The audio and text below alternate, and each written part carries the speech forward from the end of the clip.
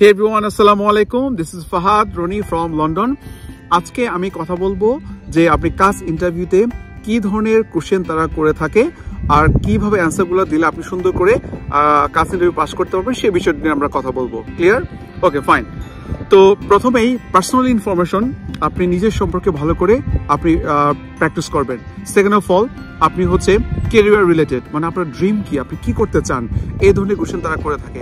তারপর হচ্ছে আপনি ইউনিভার্সিটিতে, অর্থাৎ যে ইউনিভার্সিটি আপনি চুজ করছেন, হতে পারে হচ্ছে আলস্টার ইউনিভার্সিটি, রোহামটন হতে পারে, সাউথ ব্যাংক হতে পারে, ইউনিভার্সিটি অফ লন্ডন হতে পারে, হোয়াট এভার, যে কোনো ইউনিভার্সিটি হোক না কেন, সেই ইউনিভার্সিটি আপনি কেন চুজ করেছেন সেই বিষয়টা নিয়ে আপনি সুন্দর করে আপনি রিসার্চ করবেন যে র্যাঙ্কিং হচ্ছে এরকম, তারপর হচ্ছে এমপ্লয়াবিলিটি রেট কত। আমি বিস্তারিত কথা বলবো, জাস্ট হচ্ছে আমি হিন্টস দিচ্ছি আপনাকে যে ইউনিভার্সিটি এ টু জেড ওয়েবসাইটে আপনি ঘাটাঘাটি করবেন যে আপনি কেন এই ইউনিভার্সিটি চুজ করেছেন। ক্লিয়ার? ওকে, এরপর হচ্ছে তারা যে বিষয়টা নিয়ে প্রশ্ন করে থাকে বেশি, যে পৃথিবীতে অনেকগুলো মানে ইংলিশ স্পিকিং কান্ট্রি রয়েছে, USA, Canada, Australia, New Zealand. Clear? তা আপনি কেন হচ্ছে ইউকেতে আসবেন, অর্থাৎ ইউকে রিলেটেড আপনাকে স্টাডি করতে হবে যে ইউকে হচ্ছে পড়াশোনার মান কেমন, তারপর হচ্ছে এমপ্লয়াবিলিটি রেট কেমন, এখানে মানুষ কী ধরনের ফেসিলিটিস পেয়ে থাকে, হ্যাঁ, পুরো পৃথিবীতে ইউকের অবস্থান কেমন, এই বিষয়টা নিয়ে আপনি কথা বলবেন। ওকে, এরপর হচ্ছে আপনি যে কোর্সে এসেছেন, হতে পারে এলএলবি হতে পারে, এমএসসি ইন্টারন্যাশনাল বিজনেস হতে পারে, ফিজিক্স হতে পারে, হোয়াট এভার, যে সাবজেক্টে আপনি স্টাডি করেন না কেন, এই সাবজেক্টে আপনি কেন আসেন, মানে এখানে কতগুলো মডিউল রয়েছে, এ টু জেড আপনাকে সুন্দর করে ভালো করে প্র্যাকটিস করতে হবে যে এখানে এতগুলো মডিউল রয়েছে আর প্রত্যেকটা মডিউল সম্পর্কে আপনার একটা আইডিয়া থাকতে হবে। আপনাকে প্রশ্ন করতে পারে, সেখানে হতে পারে 10টা, 15টা, 20টা অথবা 8টা মডিউল রয়েছে, এর মধ্যে কোন মডিউলটা আপনার জন্য খুবই সহজ, কোন মডিউলটা আপনার জন্য খুবই কঠিন, কেন খুবই ইজি, এই বিষয়টা নিয়েও আপনাকে প্রশ্ন করতে পারে। সো আপনি খুবই ভালোভাবে প্র্যাকটিস করবেন। ফাইনালি যে বিষয়টা নিয়ে আপনি প্র্যাকটিস করতে হবে সেটা হচ্ছে, অ্যাকোমোডেশন। আপনি ইউকেতে যাচ্ছেন, সেখানকার অ্যাকোমোডেশন কেমন, তারপর হচ্ছে আপনার হচ্ছে মান্থলি আপনার কেমন খরচ হবে এবং ইয়ারলি কেমন খরচ হবে, এই বিষয়টা নিয়ে আপনাকে সুন্দর করে বলতে হবে, প্র্যাকটিস করতে হবে। ক্লিয়ার? আপনি জাস্ট পড়লেন বাট মুখে প্র্যাকটিস করলেন না, আপনি কিন্তু তাদের সঙ্গে সুন্দর করে গুছিয়ে কথা বলতে পারবেন না। So you have to practice more and more. Clear? Okay, এখন একটু আমরা বিস্তারিত আলোচনা করি যে প্রথমে আমি হচ্ছে আমার ইন্টারভিউতে কী ধরনের কোশ্চেন করেছিল সেগুলো নিয়ে আমি কথা বলবো। তো কাজ ইন্টারভিউতে প্রথমে যে কোশ্চেনটা করে থাকে সেটা হচ্ছে could you please tell me what's your name and date of birth? তার সুন্দর করে বলবে আপনার নাম এবং ডেট অফ বার্থ। তো আপনাকে সুন্দর করে বলতে হবে যে আমার নাম হচ্ছে ফাহাদ হাসান রনি, আমার ডেট অফ বার্থ হচ্ছে 3rd May 1998। এই বিষয়টা আপনি সুন্দর করে বলবেন। তারপরে হচ্ছে আপনাকে স্টুডেন্ট আইডিটা জিজ্ঞাসা করতে পারবে।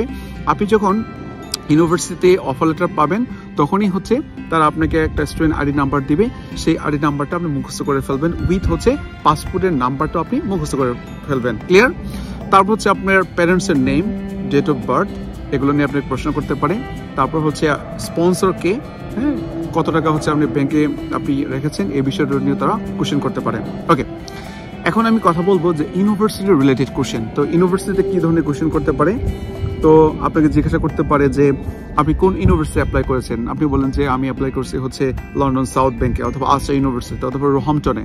তো আপনি কেন এই ইউনিভার্সিটি আপনি চুজ করলেন?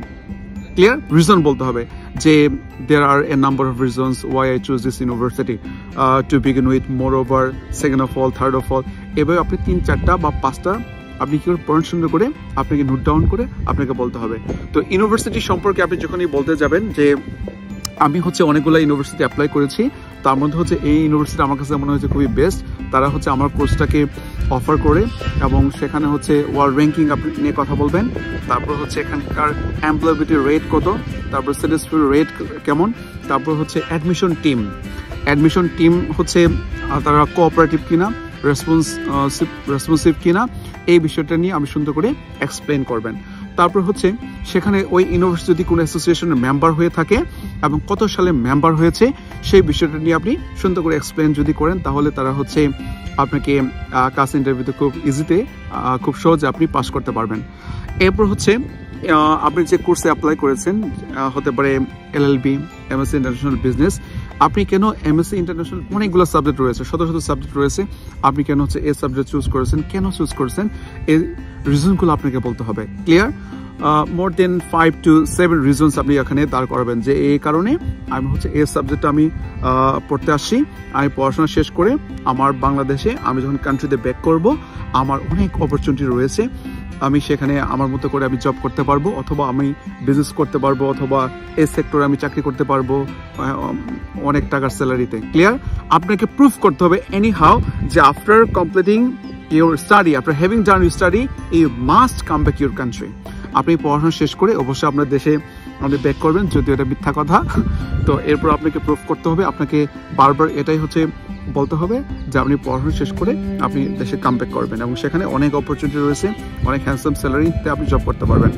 তারপর হচ্ছে আপনি যে এরিয়াতে আপনি আসছেন, হতে পারে হচ্ছে লন্ডন, তারপর হচ্ছে ম্যানচেস্টার, যে এরিয়াতে আপনি যান না কেন সেই এরিয়ার সম্পর্কে আপনি স্টাডি করবেন যে লন্ডন শহরে কি কি রয়েছে, কতগুলো টুরিস্ট অ্যাট্রাকশন রয়েছে, বা আপনার ইউনিভার্সিটির আশেপাশে কোনো মিউজিয়াম আছে কিনা, রেল স্টেশন আছে কিনা, পার্ক আছে কিনা, এই বিষয়গুলো নিয়ে আপনি স্টাডি করবেন। আপনি গুগল সার্চ করলে এরও জেড আপনি এখানে পেয়ে যাবেন।